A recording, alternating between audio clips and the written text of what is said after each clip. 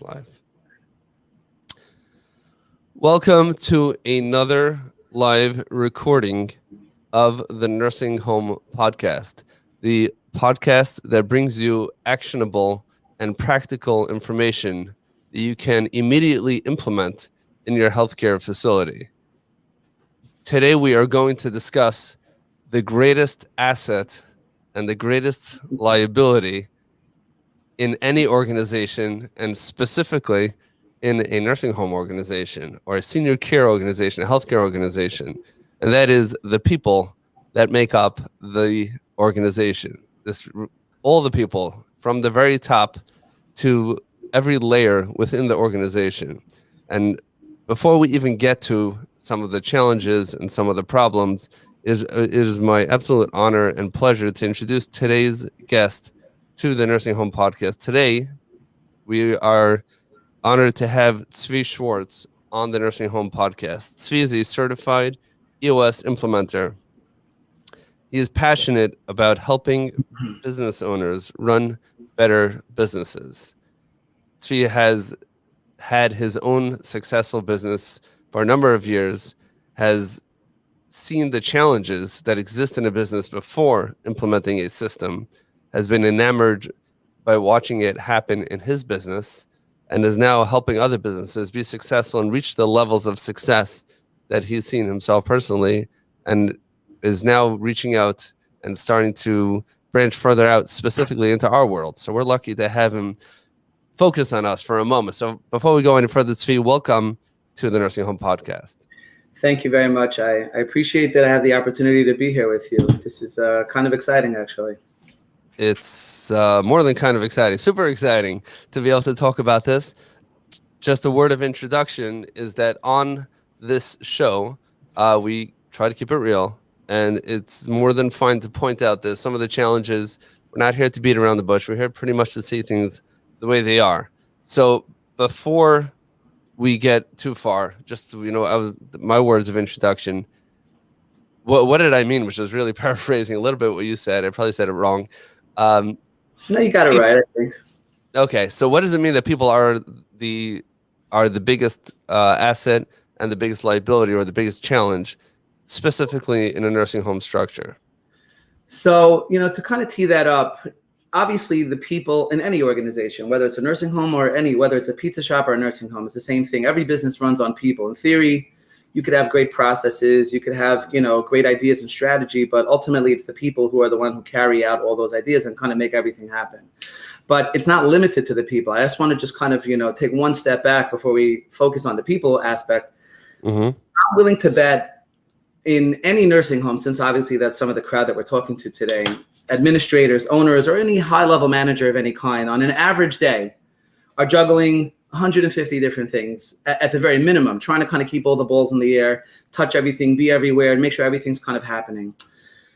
As EOS, as a general understanding, but a lot of what people do in their business is they're very often putting Band-Aids on things. Like, they see an issue come up, they quickly put a little Band-Aid on it, and they keep moving forward. And then they kind of wonder, why do these same issues keep happening? Or why is it that I always feel like I'm kind of reacting to everything as opposed to being proactive? I always feel like we're in emergency mode, and the more busy we are, the crazier things get. Just doesn't seem to ever break. I'll just cut in there for 1 second. Someone posted on LinkedIn this week, whoever it was, I'm sorry, I don't remember. Being a nursing home administrator is easy. It's like riding a bike that's on fire, through a fire. I don't know, a few more things that are on fire. It's totally true. I have a lot of friends that are owners in nursing homes, administrators, and so on, and in every level of business. That's the good thing. Looks like we cut out here. So just hold on 1 minute as we try to get feedback onto the podcast. Hold on 1 second. Oh, and he's back. All right, and you're back. I don't know what happened there. I know what happened. I apologize. See, accidents and emergencies happen all over the place. See that? We timed that really well. See how that worked?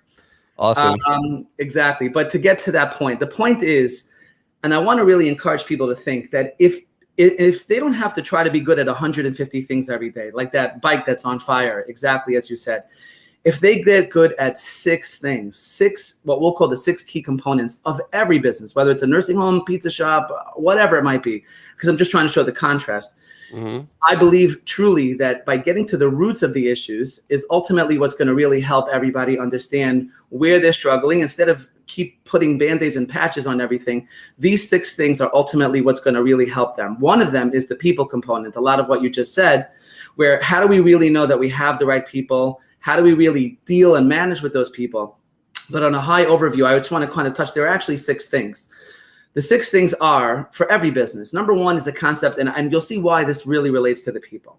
Okay. Number 1 is a vision. A vision, in a sense, every business needs to have a concept of who are we and where exactly are we going? Instead of just doing business every day, which people are very, very much working in the business, everybody in the business, but especially the owners, administrators, and the higher level need to start to think for a second and work on the business. They have to come out and breathe for a second and ask that question.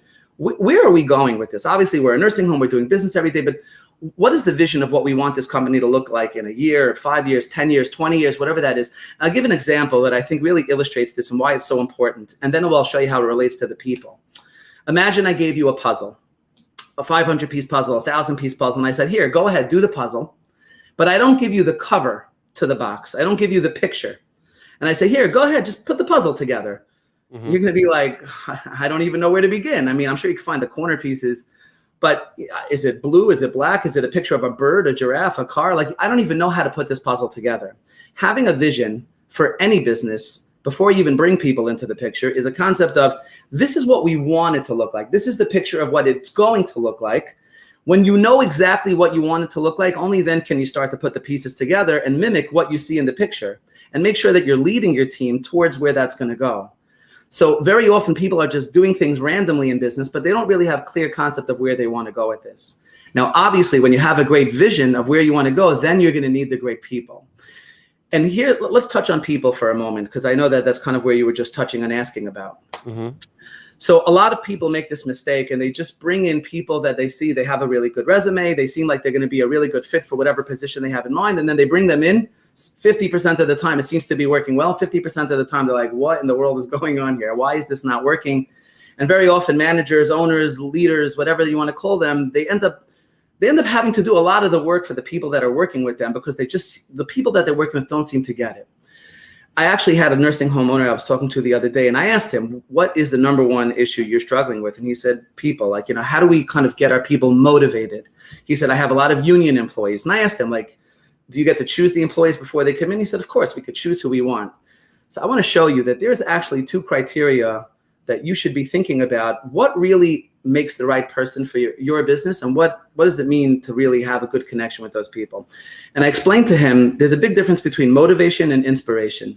If you have to motivate people, he said, I have this thing where if they all show up for 30 days in a row without missing a day, I give them a $100 bonus. That's nice. It gets people motivated. But think about that logic. Just think logically. If you have to motivate people to do their job, that means you're probably dealing with the wrong people. They're not a good fit for your organization. Inspiration is when you're able to tell people something that they should believe in, something bigger than the money, something bigger. There's a vision. There's something bigger. There's a mission that we have over here. When you communicate something and you inspire people, you lead people. And very often we'll see leaders don't lead. It's the mission that leads. Give something people. There's a reason people want to join the Army. Why people want to join the Red Cross or Hatzalah or become a volunteer firefighter. It's got nothing to do with money. People by nature are inspired to do certain things. Everybody's inspired to do different things. So the question is, what does it mean to be a good fit for your organization, the nursing home, the assisted living, wherever it is that these people are working for? How do we really make sure? So these 2 criteria, what we call, Jim Collins in the book Good to Great talks about this, and in the EOS we definitely capitalize this. It's called 2 things: right people and right seat. They're different things. Right person means that they are a good fit for your organization in the sense that they have the company's core values. People often gloss right over core values like, yeah, it's a nice idea, we should have core values. I want to explain why core values are so important. And I'll give you another example. Imagine you're traveling out of the country, whether it's to Italy, to Mexico, or Spain. Imagine you're traveling to a place where you don't speak the language, but you're going to show up for a day, a week. You could probably wing it, as we'll say. You'll get by. You probably learn a few words in the language of wherever it is, the culture that you're going to be joining. you could kind of fake it for about a week or so and just, figure out how to go. But if I were to leave you there and you weren't on a vacation, all of a sudden somehow, for whatever reason, you got dumped over there. Now you have to stay there. What's going to happen? You're going to end up feeling, I don't belong here. I don't understand their culture. I don't eat the same food. I don't speak the same language. I don't believe in some of the things that these people believe in. And you're going to start to feel very, very disconnected. Now, you're not a bad person. You're just not a good fit. Now, imagine you're on a bus in that country, wherever you are. And all of a sudden, and we're speaking in a New York accent over here. Mm-hmm. I apologize to anybody without that New York accent. But imagine you're on a bus in that fine New Yorkers country. Apologizing. I just want to point that out. Go figure, right? Imagine you're on a bus and all of a sudden you hear a New York accent, some American accent right behind you. Now, what are you going to do naturally? You're going to look like, oh, who is that?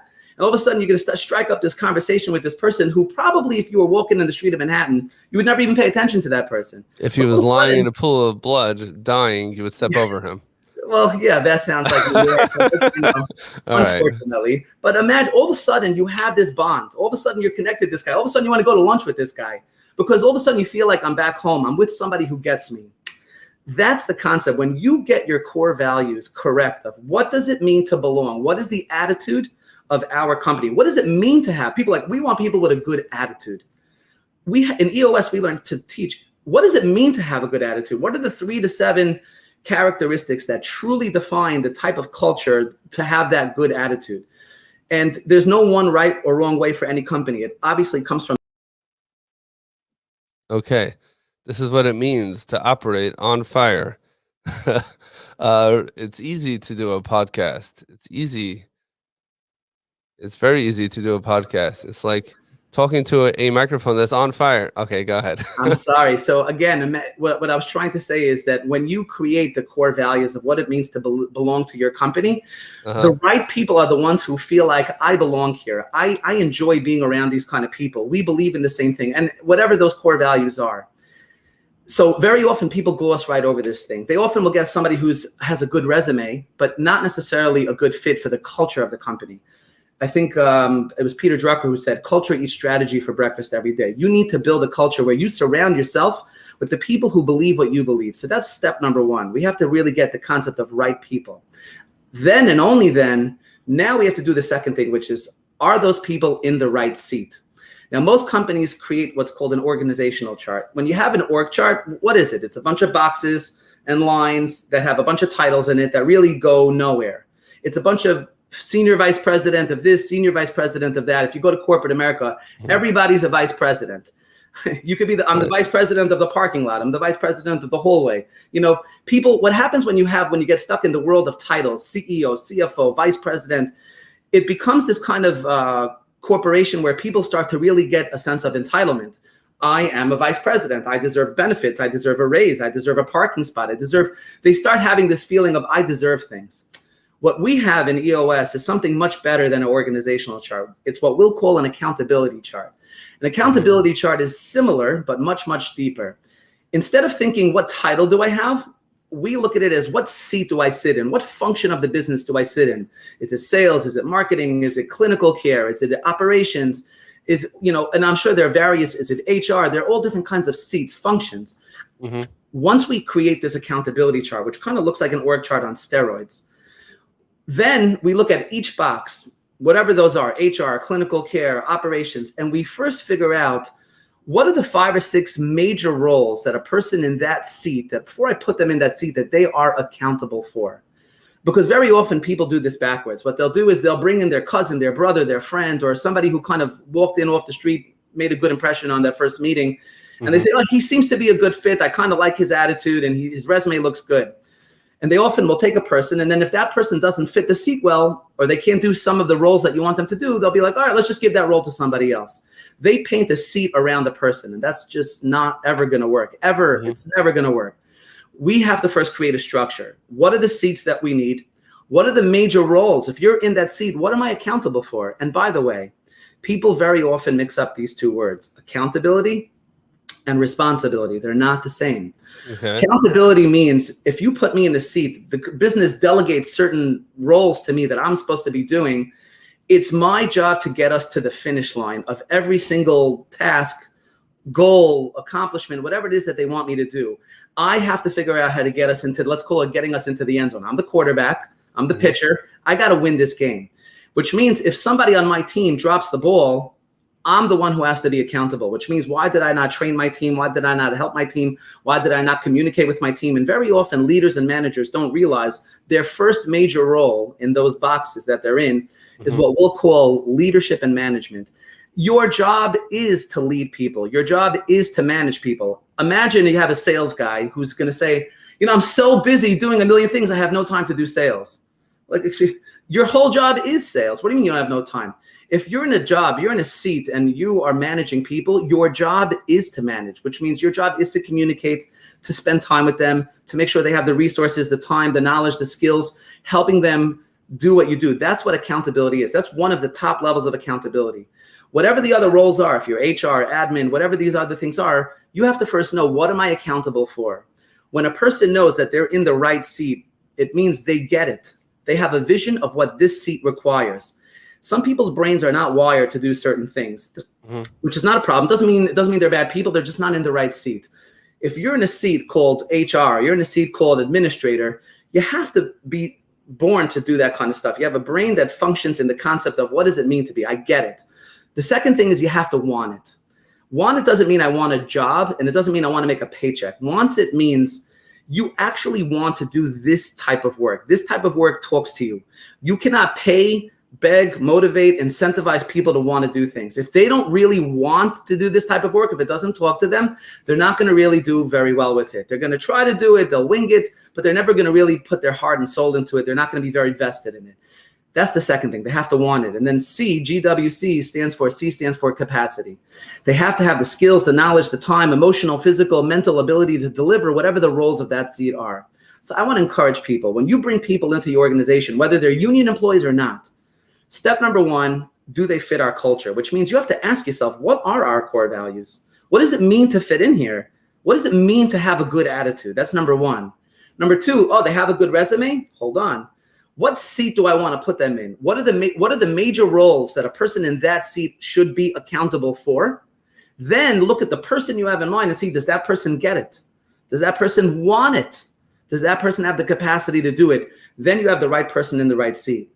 Now, going back to the motivation, inspiration, when you get the right people who are a good fit for your culture and they are in the right seat, and we could even come up with measurables, which is, what does a good week for that person look like? How many of what? If you're an administrator, you're in HR, you're marketing, how many beds did I fill? How many rooms did I clean?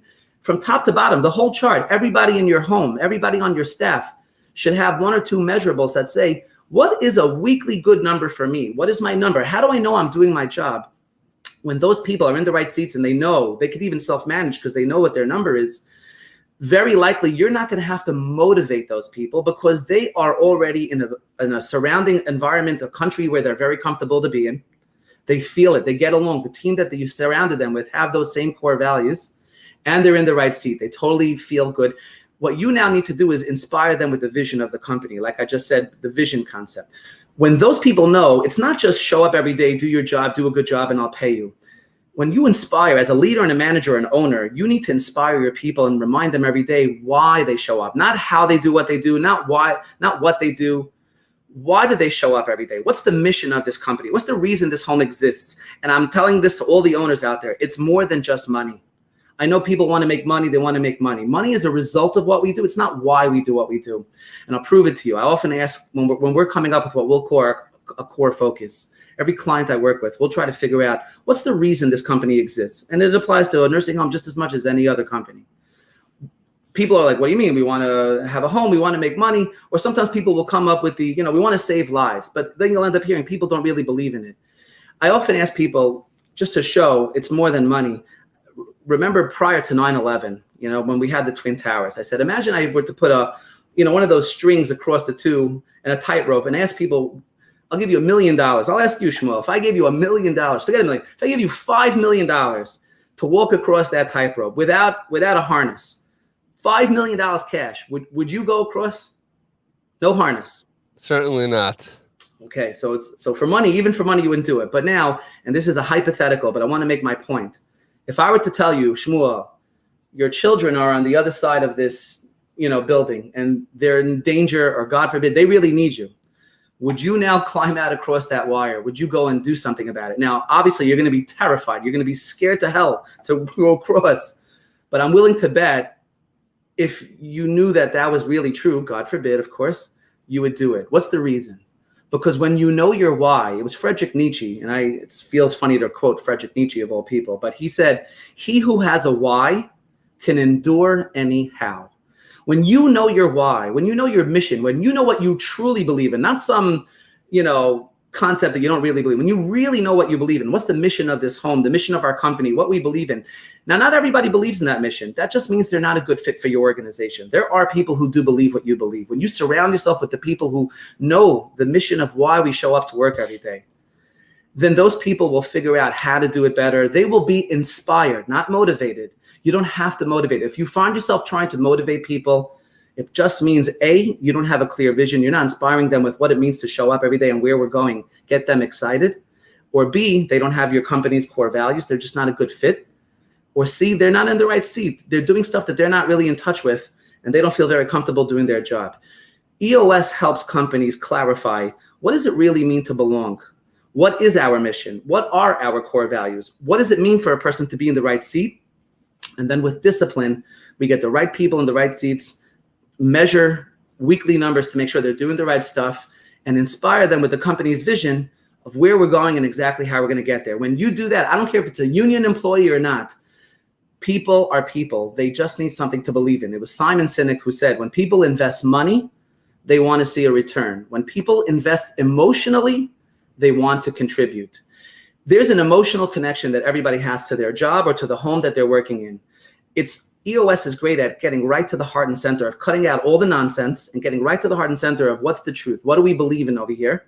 And thank God I was trained and certified in learning how to do it and teach this to people, that you end up surrounding yourself with those people, make it simple, and then you'll start to see how the company will thrive. But one more caveat. It has to start with an owner, administrator, leadership team that are willing to be open, honest, a little bit vulnerable, and admit, as good as we are, we need something better. We could do something better. And I've met such owners where you can't teach somebody who knows everything already. If you're a closed-minded person in any business and you already have all the answers, yet for some reason your company's still a bike on fire and you keep running, but you're just waiting for the right thing to fall in place, but it's not working. It could be EOS, it could be any system. You're not going to go very far because you're a little bit closed-minded. This only works with people who are open-minded, vulnerable, willing to be able to expose their strong points and their weak points and work together and build a healthy team so they could kind of gauge themselves well and build this system, build this operating system around them. What EOS ultimately is, it's really a system of how any company organizes its human energy. It's not a software. It's for the human beings of your company.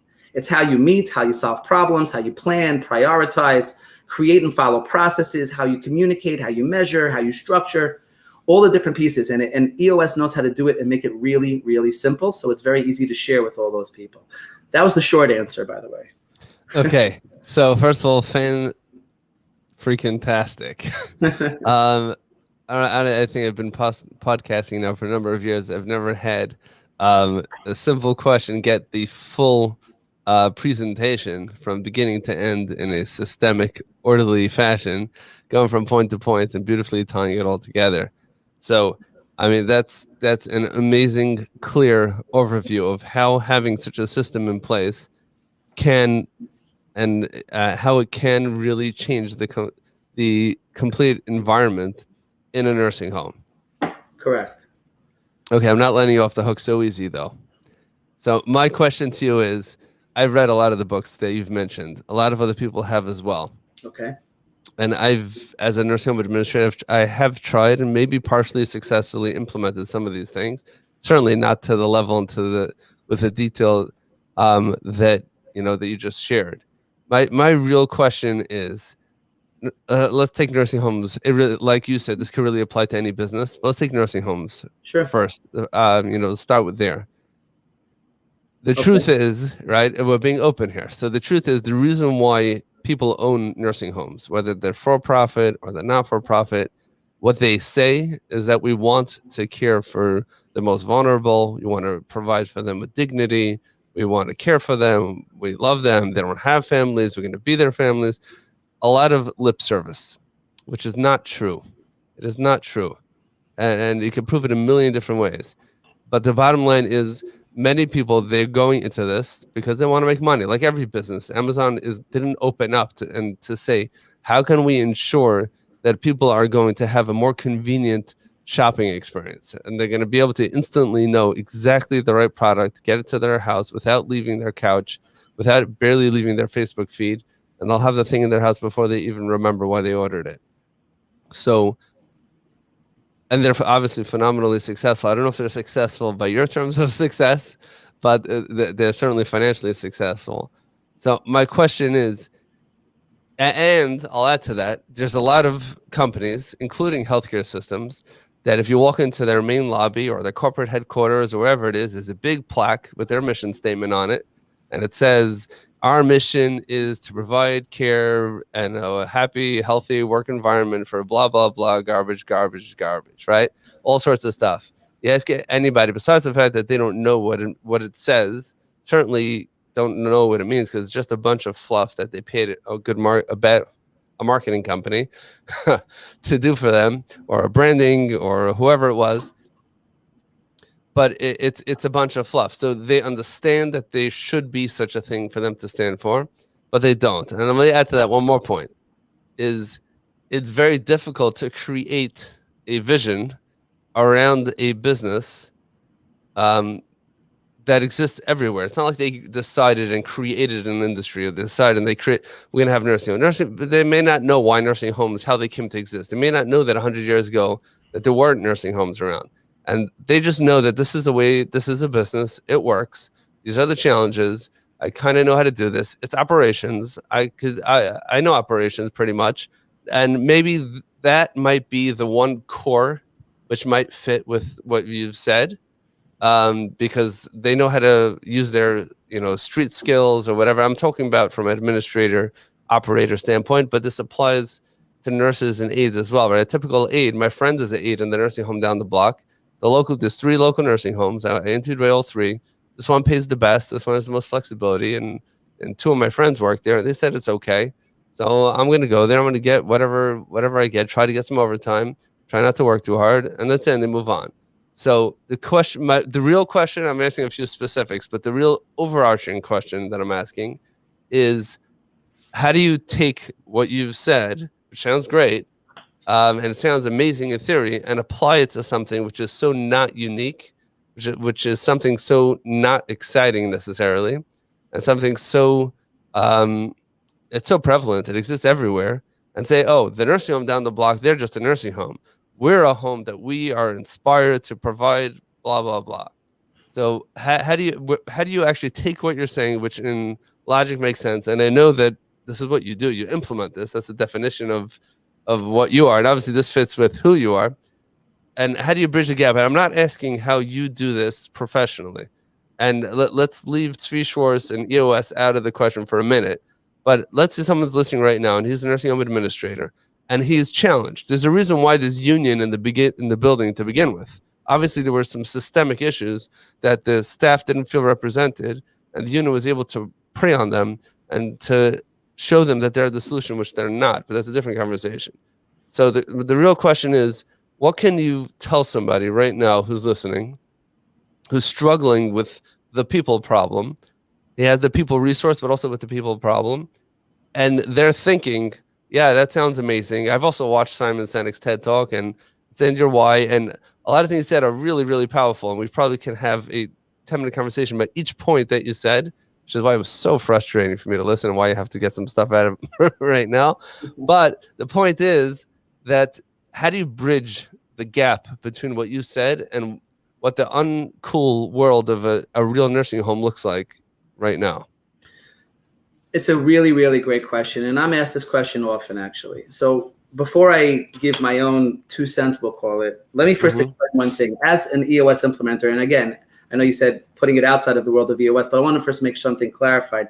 Sure. As an EOS implementer, and if you meet any other EOS implementers, you'll know that we are not consultants. In a sense, my job is not to come in and give you a reason why you should be inspired to do your own thing. My job is to facilitate and teach the tools of what EOS is and kind of help you draw it out of your own head and your own team's head of what does it mean for us? Because the answer is there really is no one right answer. There's no one size fits all. So let's first make sure, I'm not going to try to give a list of 10 reasons why a nursing home owner should or shouldn't have a real mission versus the fake one that's on the wall. I can't possibly give one size fits all answer that fits everybody. Okay. That being said, let's first understand there's a difference between two things. What the marketing, which is external, which means who are the clientele we want to attract? What is the message that we send to the world outside of our staff?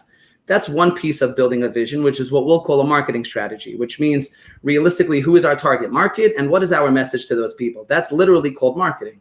Mm-hmm. And there's a way that we do that. A core focus, which is what I kind of touched on before, this is something internal. It's not something that necessarily, you could put it on the wall and broadcast it to everybody, but it's really meant to talk to the people who work there, not necessarily the people in the rooms or their families or anybody else. Let's first get into two separate things. Now, a core focus is made up of two pieces. The first piece is what we'll call your purpose or a cause or a passion that you have. And the second part of it is your niche, what you do really well. The first is your why, and the second is your what. Those two things combined become your company's core focus. Now, I'm going to give you an example from a recent client session that I have with a company that they sell insurance. And they asked me the exact same question. They said, we could claim that we're doing insurance because we want to help people and this and that. But like you said, it was all blah, blah, blah nonsense. We don't really believe it. Like, who are we kidding? We're going to claim that? We can't really say that. Right. So interestingly, every company has something different. Either there's a real purpose that they're serving, a better reason, a better way to do something, a cause, some cause to save the world from, hunger, Miss America pageant style.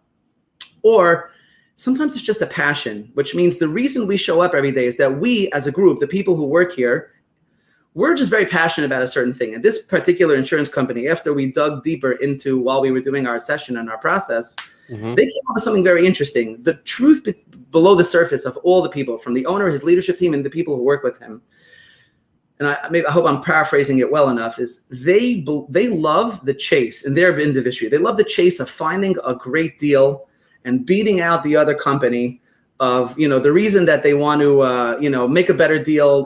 They just love the chase of a great deal, and finding a way to take it to the finish line and win.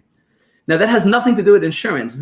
How do they do that? Which means whether they owned a laundromat, a pizza shop, or an insurance agency, the people that work here are passionate about finding a great deal and beating out the competition, and then ultimately taking it to the finish line. The niche, how do they do it? They do it through insurance, which means they realize that it's a passion. They surrounded themselves with people who are passionate about that. It has nothing to do with insurance. And then ultimately they show up every day. Now they promote that internally, like the people who work here are the people who are that type of driven. And now they start to feed off that energy through insurance. Now, if one day the world doesn't need insurance, those same people, like I said, they'll open a laundromat and they're going to have a crazy chase of what's the best way to do laundry or the best machine that we could sell or something. It has absolutely nothing to do with it. And I'm willing to bet in every industry, same thing in the nursing home industry. The trick is either it's a real purpose that they truly do believe in, or maybe it's just something there's a real passion about the people who work there, that when you surround yourself with the people who are passionate about the same stuff, and my job as an implementer is to lead you to that point of what really is your passion. Your niche is, okay, we do it through a nursing home, we do it through assisted living, we do it through home care, whatever that might look like. But it shouldn't be. Think of it like and we'll talk about people who are Hatzalah members, right? Or, EMS. Some of them, and I give them credit, some of them truly, truly do believe in saving lives. I have friends that are really, really genuine in that way. And some of them just love lights and sirens. Now, I'm not saying we're going to promote, if you get to Kohen Hatzalah, you're going to put on lights and sirens. The point is, you're right. We have to just let me just kind of for a minute. For those who are not familiar with what Hatzalah is, Hatzalah is a Jewish volunteer organization with basically phenomenal response time in the New York, New Jersey areas and other areas as well. And what you're pointing out is that not everyone's joining for the mission, so to speak. Correct. There's some people, they like the lights and sirens, and some people it's probably a blend. I'm sure there's a spectrum. Exactly. And the thing is, when you have a passion or a purpose that you truly do believe in, and again, it has nothing to do with the nursing home. It's something that you as a human being are attracted to, that you feel, and you surround yourself with people who just, I'll give you another example. I have a client that's, again, and I'm purposely giving you outside clients. Hold on. Before you give another example, I think there's something that has to be said. Okay. I'm sorry for jumping in. No, not at all. I think a big mistake, based on what you said, just a little light bulb moment right now for me. Sure. A big mistake that people make when they try to do mission statements and they try to do all the stuff that you're saying is that their assumption is that that mission statement has to be something that sounds morally amazing. It sounds like this is like for the betterment of society. That's a marketing strategy. That's the point. That's marketing. That's not a core focus. That's my point. But we think, let's say I have a nursing home and I want to get my staff all riled up. So my assumption A is that they care about the residents, which it's possible they do. Some of them may just like that, this might be their version of lights and sirens, whatever is going on in their home. That's why they choose it. Some people may be in it because, they believe in helping those who can't help themselves. And there's probably a spectrum. But whatever it is from the leadership side, and this is not limited to nursing homes, you don't have to agree, but I'm just thinking now, based on what you said, what I see all over the place, the reason why people barf over these garbage, fake mission statements from huge organizations is that they're meaningless. And the reason why they're meaningless is because they're forcing themselves to stand behind something they never believed in, because they can't have, our mission statement is to make a lot of money so we could buy fancy cars and and buy private islands so we could hold parties during Corona, whatever, right? Because that's not acceptable. We can't say that. So we're gonna say something we don't mean, and we'll try hard and we'll hire other people outside, consultants, very expensive, and they're gonna help us try to make believe that we believe in this. And no wonder that the employees who see through it, just like kids will see through, things that are inconsistent with their parents, employees will see through inconsistencies. Yeah, you really saying that? Really? Well, then how come this and how come that? And it's instead of, here, an example, they say the same thing with marketing. When a lot of people are trying to find the wrong prospect and convince them to buy their product. It's Correct. a very frustrating experience where even if you're a great salesperson and you bring in the sale and you close it, they probably won't last very long. And if they do, they're going to be a headache because they're not the right people. But there are plenty of people who exist already out there with zero work, and they're looking for your service, your product right now. And your job is just to find them and to bring them in, and they'll be happy. So I think that's a great example of this misnomer. And I'm including the people who have this misnomer as to, we're thinking we have to take a mission statement and try and sell it to ourselves and then sell it to everybody else. And you're saying, no, it's okay to come out and say that what gets us exciting is the thrill of taking a struggling business, any business, and that was mismanaged, organizing it so that it runs and it accomplishes whatever the business is supposed to accomplish, not because we care.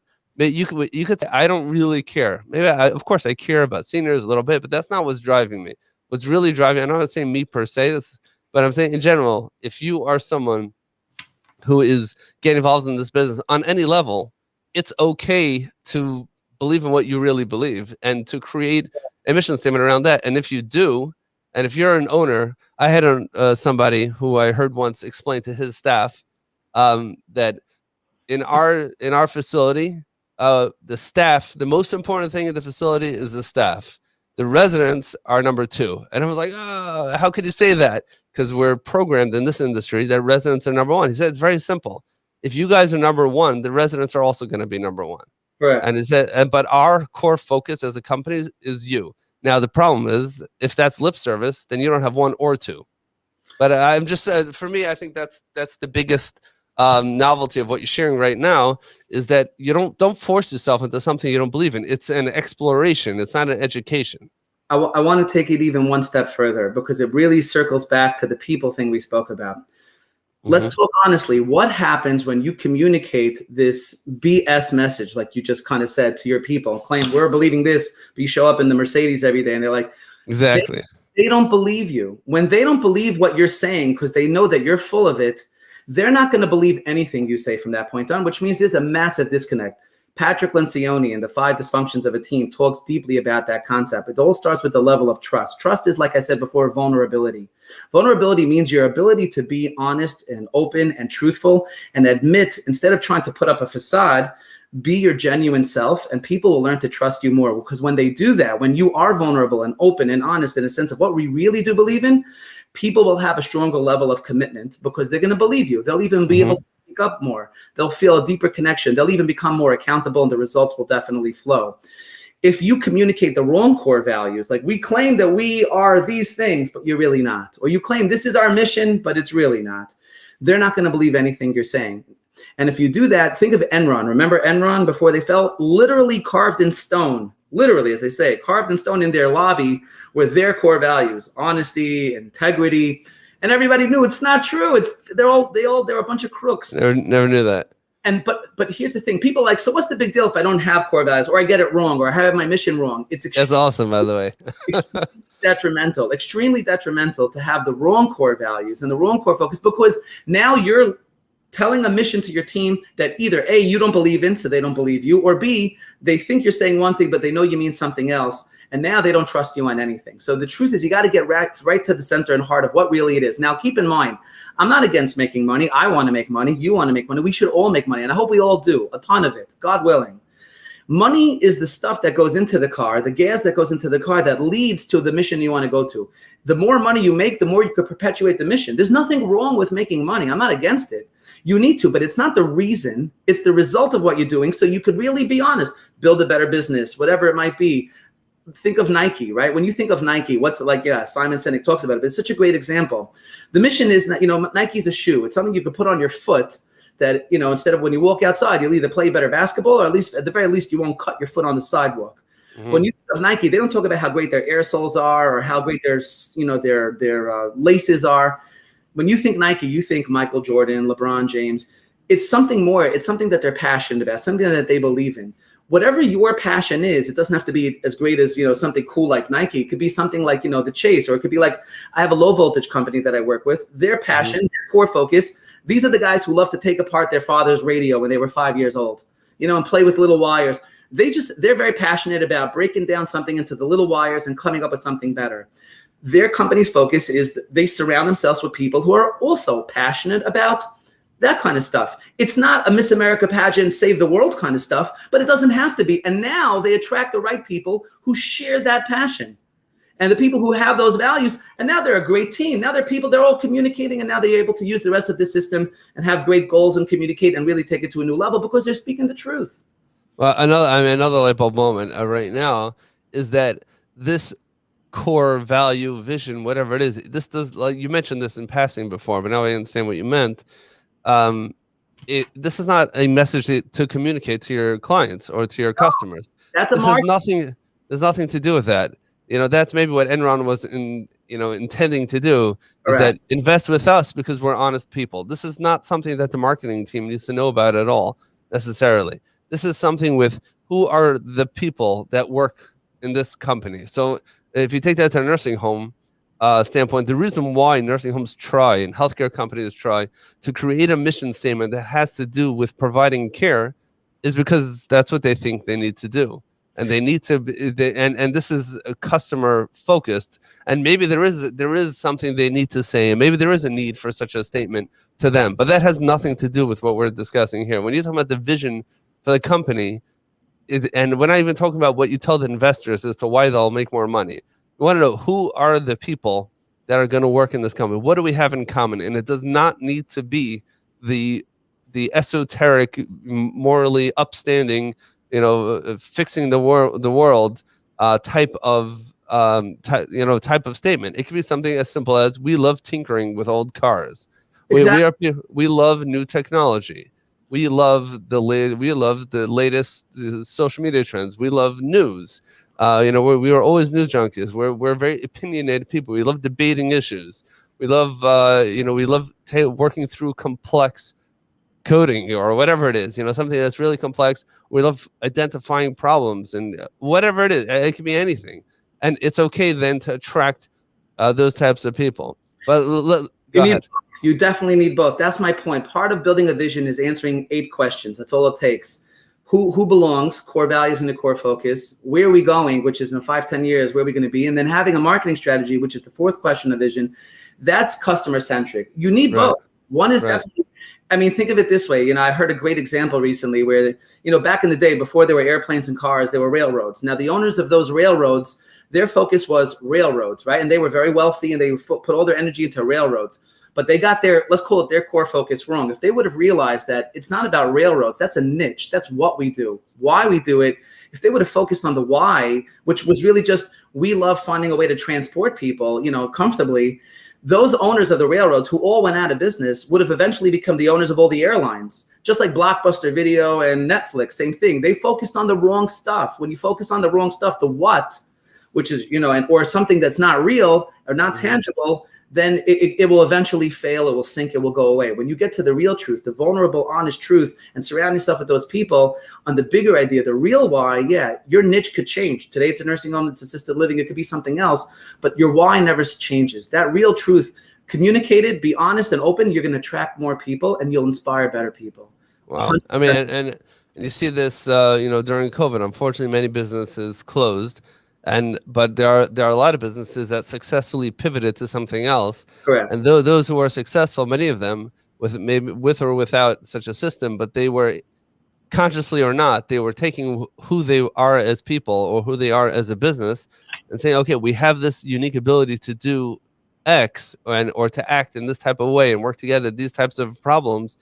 Our old solution is no longer relevant or no longer practical. Let's see how we can pivot. But I want to move back to nursing homes for a minute, if Sure. you don't mind. Please. And you'll let me know if you have a hard stop, because we're way past where we usually go. I'm good. I still have a few more minutes here. Okay, yeah, you have a few more minutes. Okay, so let's just bring this back. Boots on the ground, the bike on fire, on the building that's on fire, into the nursing home. So let's start from the very top. So you have an owner, right? So this could, or an investor. So they're going to go and they're going to buy a nursing home or a portfolio, and now they own these nursing homes. They never really cared about healthcare. Their decision many times will be based on a spreadsheet.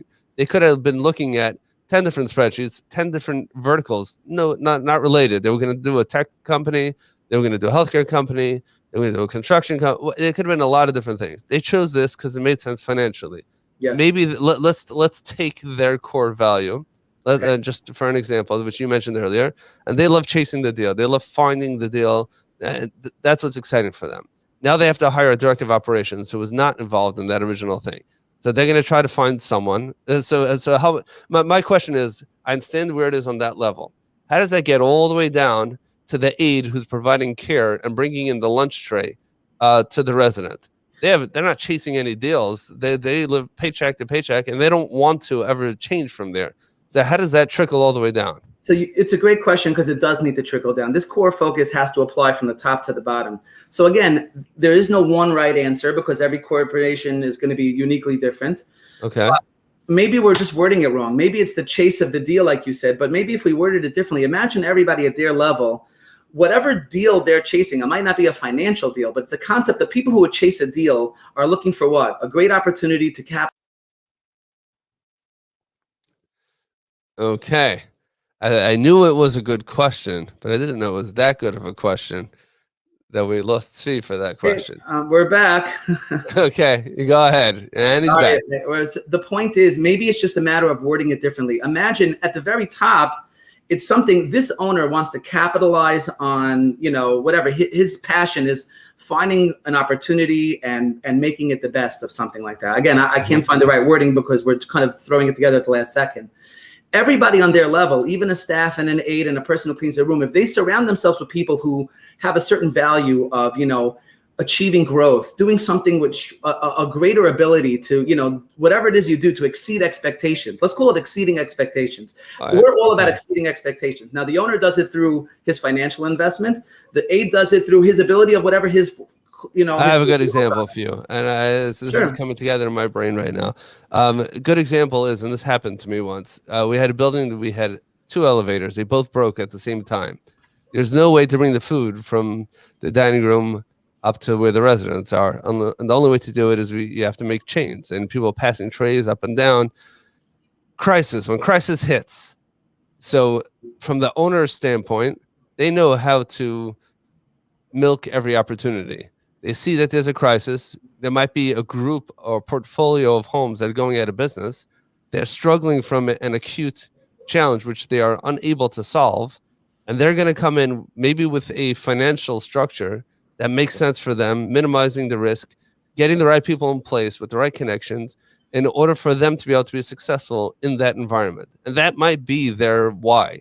Their how right now, like you said, their what right now. And I'm sorry Their if I'm niche. confusing the Yeah, their terms, their niche. Yeah, I'm sure I'm saying all the wrong words. But the point is the way they're doing it today is through this nursing home. Yesterday was real estate, and tomorrow is going to be politics. I don't know, Correct. anything. Niche could change, but the why stays the same. Right.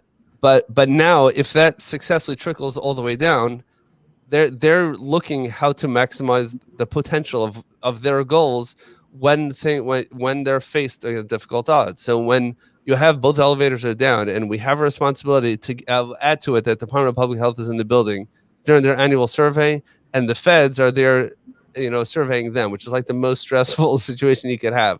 Right. But they're going to figure out a way to do this in a calm way, and they're going to work with our friends. There's no way to implement, or it's difficult to implement a preordained, system for this. Of course, officially there's manuals and all that. But the bottom line is, if the staff themselves don't want to make it work, and not just that, if they don't get the thrill of enjoying it, and this process is not, oh my gosh, I can't wait to get out of here. Of course, they wouldn't choose to have the crisis, but they thrive in the crisis, and they grow together. They grow closer together, and you can see some people step up to the plate. I can think of 100 examples. Any administrator, anyone in the industry can think of 100 examples of where everything went wrong, and some people were able to really step up, some people weren't. But that would be a way that it could trickle down.